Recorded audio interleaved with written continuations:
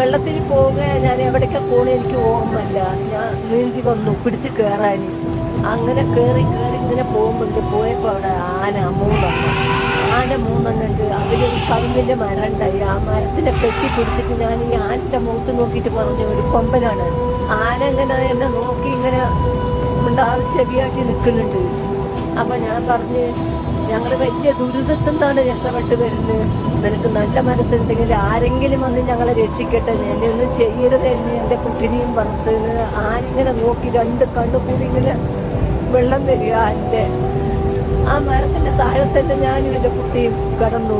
മഴ, പെരും മഴ. രാത്രി 1:30 സംഭവിച്ചിട്ട് 6 മണി വരെ രാവിലെ ആ മരത്തിന്റെ താഴെ ഞങ്ങൾ കിടന്നു. ഞങ്ങൾ അടുത്തുനിന്ന് മാറിയിട്ടില്ല.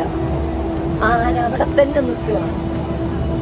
ഒരു ശല്യം ചെയ്തിട്ടില്ല, ഒന്നും അത് തിന്നിട്ടില്ല. അത് പേടിച്ച് വിറച്ച് ഇങ്ങനെ കണ്ണീരും വിട്ടിട്ട് ഞങ്ങളടുത്ത് തന്നെ നിന്നു.